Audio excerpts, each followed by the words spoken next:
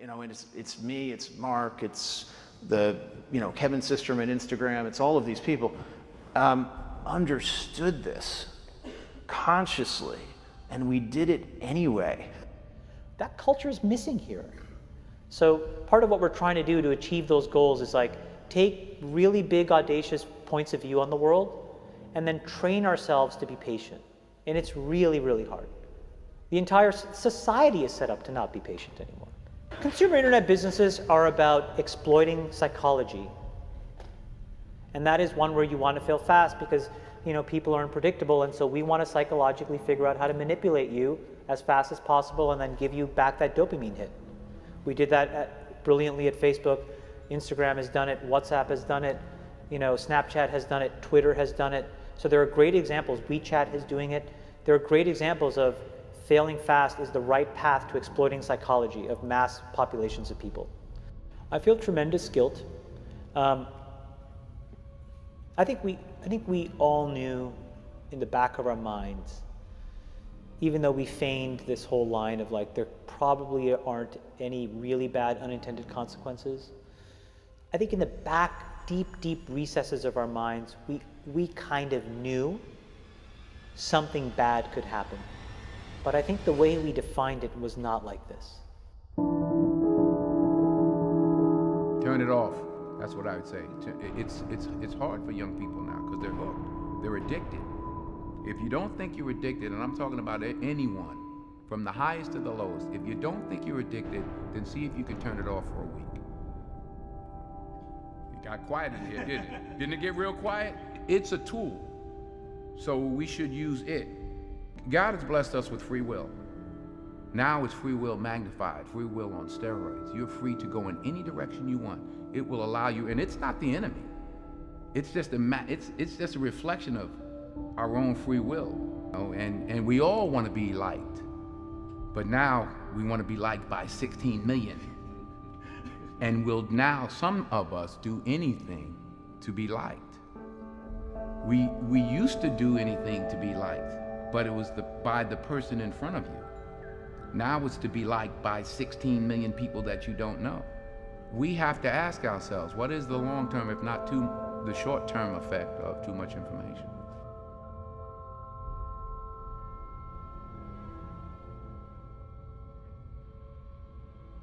So the context was I was at Stanford and the dean asked me to speak to the MBA students. And in it, what I was talking about was, the question was, what do you think the long-term effects of social media in general are? And unfortunately what happened was, I think it's easy to characterize what I said just as a Facebook specific thing because I worked there and I was a key part of growing it. The reality of what I was... Explain what you said at the time. So what I said was, I think the tools that have been created today are starting to erode the social fabric of how society works. And what I meant by that is the following thing. Today we live in a world now where it is easy to confuse truth and popularity. And you can use money to amplify whatever you believe and get people to believe that what is popular is now truthful and what is not popular may not be truthful. Joe and I, for example, we've been on the other side of climate for a long time, right? And the reality is now I can take money and I can use that through all of these social media systems that exist to hundreds of millions of people, and I can convince all of Joe's friends and everybody like him of my opinion in very subtle and small ways. And he can do the same to me. We can do that about vaccines. We can do that about gay rights. We can do that about bathroom laws. We can do that about Roy Moore. And so I think the question we have to ask ourselves is, how do we live in a world where this is now possible? And so it was about that, but just so I understand, was it because I read and watched parts of what you were talking about. Part of it seemed to me about the ability to pay to manipulate people's thoughts. The other seemed to me to be this sort of ADD society with which this sort of liking and everything else has created this sort of feedback loop that you compared to drugs. We know for a fact that what all of these systems do, every single one, is it exploits our own natural tendencies in human beings to get and want feedback. And that feedback, chemically speaking, is the release of dopamine in your brain.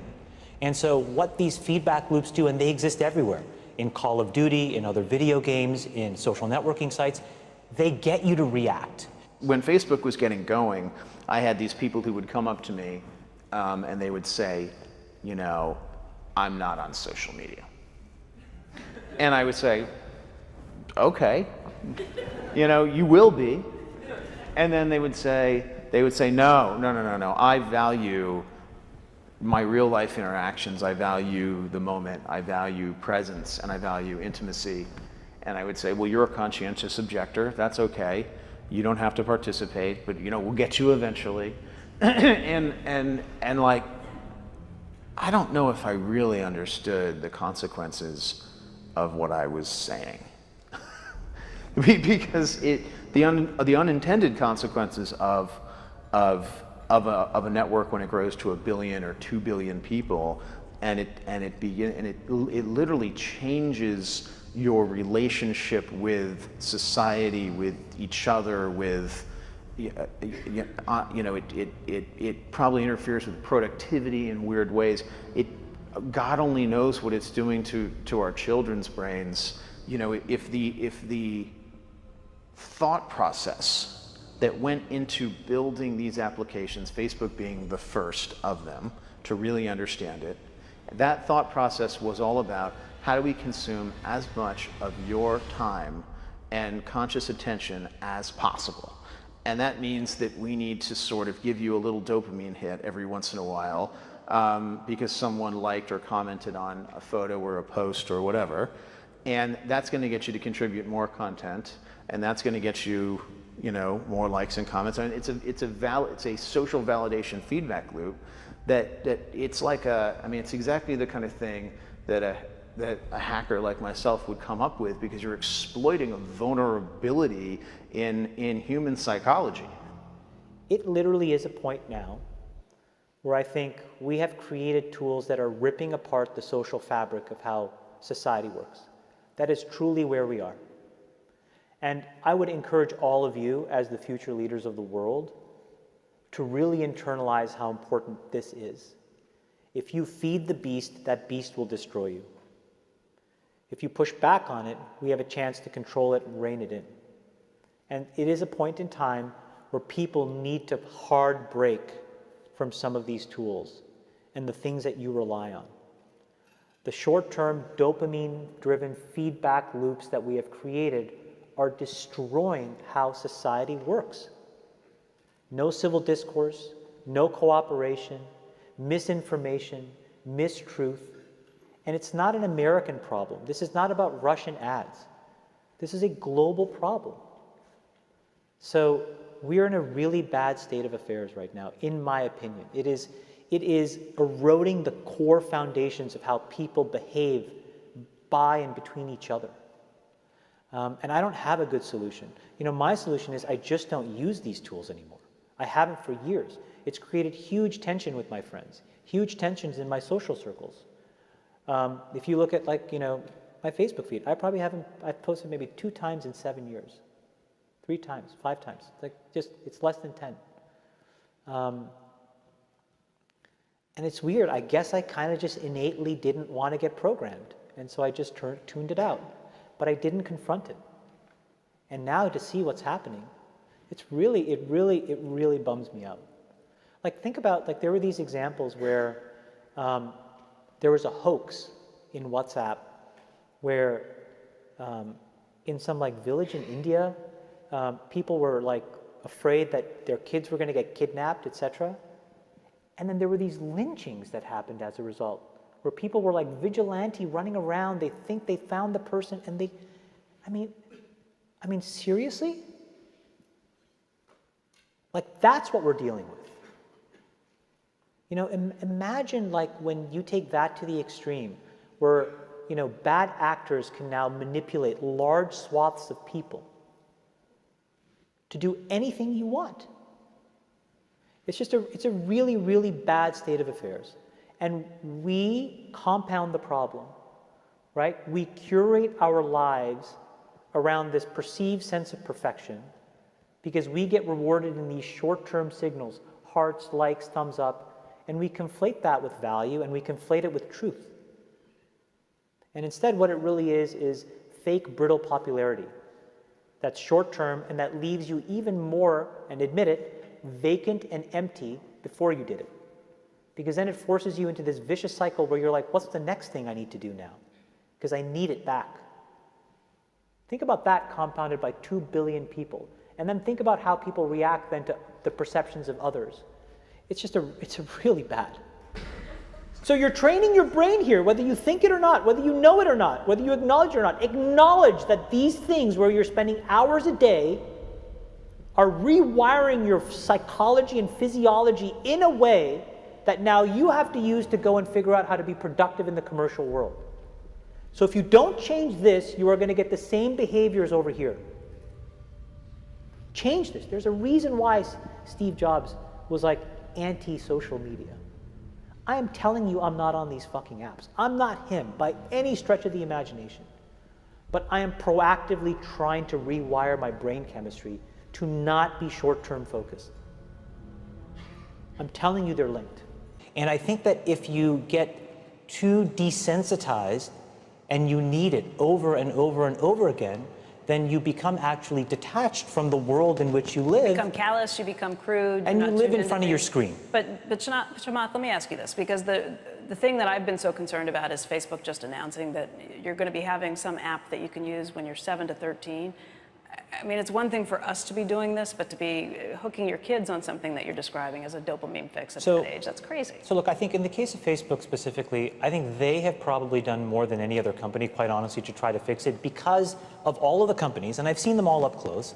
They're the most, frankly, to be very blunt and honest, the best run and the most technically sophisticated. But they're also emailing me if I haven't logged onto Facebook for a while saying, hey, did you see the post from so-and-so? Did you see the post from so-and-so? Trying to lure you back in. And again, we can make those decisions as adults, but as children, that is a different... Well, I think the product, and I don't know it quite honestly in as much detail as I should, but I think the way that that product works, because of privacy laws in the United States, you actually have to get parental permission. The point, though, is, and what you're bringing up is, I think, is the most important thing. We all have never taken a step back and actually asked ourselves, how should we be interacting with these things now, 7 years into it? And what should we be expecting of the internet at large? Look, the reality may be the entire business model of the internet may be fundamentally somewhat broken, right? Because we allow ourselves to get interacted with in ways where we don't necessarily control the medium or the messenger. And we are not putting up any barriers to ever give yourself any downtime from that either. Exactly. And so it may mean that we all collectively need to figure out, not just individuals, but also the companies, also governments, quite honestly, how different business models need to exist so that we can actually divorce ourselves from how this stuff is working. What goes on? Tonight here, a warning about Facebook and what some believe it's doing to kids. The warning comes from two of the company's earliest executives. Carter Evans is following this. We kind of knew something bad could happen. Chamath Palihapitiya, a former Facebook executive once in charge of user growth, now says he has tremendous guilt about the social network he helped build. We have created tools that are ripping apart the social fabric of how society works. And it's influencing the next generation. Studies show 92% of teens go online daily, and 1 in 5 young people regularly wake up in the night to send or check messages on social media. People need to hard break from some of these tools and the things that you rely on. The short-term dopamine-driven feedback loops that we have created are destroying how society works. No civil discourse, no cooperation, misinformation, mistruth. Bad actors can now manipulate large swaths of people to do anything you want. He's not the only social media executive blowing the whistle. Former Facebook president Sean Parker recently said the initial goal was to get people hooked. You're exploiting a vulnerability in human psychology. The inventors, creators understood this consciously, and we did it anyway. We have to hold the tech industry accountable. Jim Steyer is founder of Common Sense Media. They, in many cases, have ignored the consequences, some of the downsides of some of the innovations they brought to our society. You don't realize it, but you are being programmed. It was unintentional, but now you got to decide how much you're willing to give up. When Facebook was getting going, I had these people who would come up to me and they would say, you know, I'm not on social media. And I would say, okay, you know, you will be.